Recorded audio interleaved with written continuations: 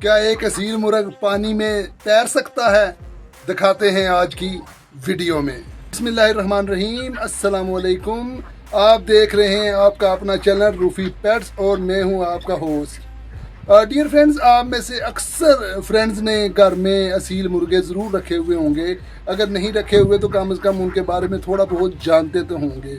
लेकिन असील मुर्ग एक ऐसी पेचीदा चीज़ है, एक ऐसा पेचीदा परिंदा है जिसके बारे में बहुत कम लोग जानते हैं। तो आज की वीडियो में आपको एक असील मुर्ग के जितने कीमती राज हैं, सीक्रेट्स हैं, आज हम आपको बताए देते हैं। चलिए शुरू करते हैं। डियर फ्रेंड्स, असील मुर्ग अपनी ताकत, जुर्रत और शहाना अंदाज की वजह से दुनिया भर में मशहूर है।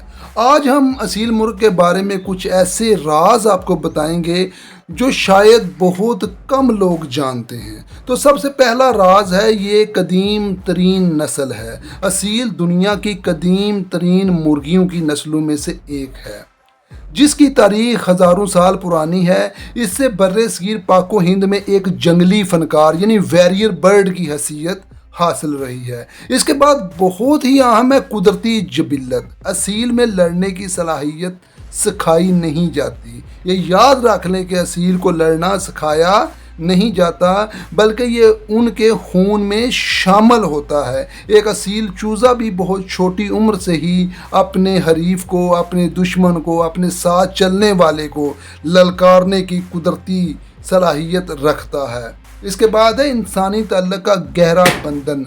असील मुर्ग दीगर नस्लों के बरक्स अपने मालिक के साथ बहुत जल्द मानूस हो जाता है।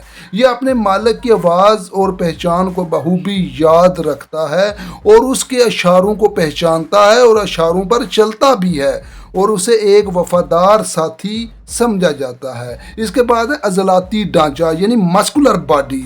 इसकी जिस्मानी साख्त आम मुर्गियों से बिल्कुल मुख्तलिफ होती है। इसका सीना चौड़ा, हड्डियाँ बारी और पट्टे इंतहाई मजबूत होते हैं जो उन्हें कुदरत ने लड़ाई और दफा के लिए दिए हैं। अब इसके बारे में बहुत अहम बात कि इसकी जहानत और याददाश्त। असील मुर्ग बहुत ज़हीन परिंदे हैं। ये अपने माहौल के खतरात को जल्द भांप लेते हैं और अक्सर ये देखा गया है कि ये अपने इलाके को याद रखते हैं और किसी अनजान शख्स को आते देखकर फ़ौरन चौकन्ना हो जाते हैं और शोर मचाना भी शुरू कर देते हैं। इसके बाद इनकी एक और कैफियत है जो बहुत कम लोग जानते होंगे, मस्त होने की कैफियत। असील मुर्ग में एक कैफियत पाई जाती है जिसे शौकीन हजरात मस्त होना कहते हैं। इस दौरान मुर्ग अपनी तमाम तर तवानाई को एक मरकज़ पर ले आता है। इसकी नज़रें तेज़ हो जाती हैं और वो इंतहाई अलर्ट हो जाता है। इसके बाद है गर्मी बर्दाश्त करने की ताकत। डियर फ्रेंड्स, आपने देखा होगा कि आम परिंदे गर्मी में हाँफना शुरू हो जाते हैं और गर्मी बर्दाश्त नहीं कर सकते, लेकिन इसके बरअक्स असील का जिस्म इस तरह डला होता है कि ये शदीद गर्मी और सख्त मौसमों में भी खुद को फ़आल यानी एक्टिव रख सकते हैं। इनकी जिल्द की मोटाई और जिस्मानी साख्त उन्हें सख्त हालात में ज़िंदा रहने में मदद देती है। फिर दोस्तों, मुनफरद आवाज़ और वक़ार का नंबर आता है। इनकी बांग दीगर मुर्गों की निस्बत ज़्यादा बारी और पुरवकार होती है। वो अक्सर बगैर वजह के बांग नहीं देते, बल्कि वो अपनी ताकत का इजहार करने के लिए एक ख़ास वक्त का इंतखाब करते हैं। और याद रखें कि जब कोई दूसरा मुर्गा बांग दे रहा हो तो ये अपनी ताकत का इजहार करने के लिए बदले में बांग ज़रूर देते हैं। इसके बाद है मादाओं की खुद मुख्तारी। जो फीमेल्स होती हैं वो इंडिपेंडेंट होती हैं। असील की मादा यानी मुर्गी भी अपने अंडों और चूज़ों की हिफाजत में इंतहाई जारखाना हो सकती है। वो अपने चूज़ों को छुपाने या छीनने की कोशिश करने वाले किसी भी शिकारी या अजनबी पर हमला करने से बिल्कुल नहीं डरती।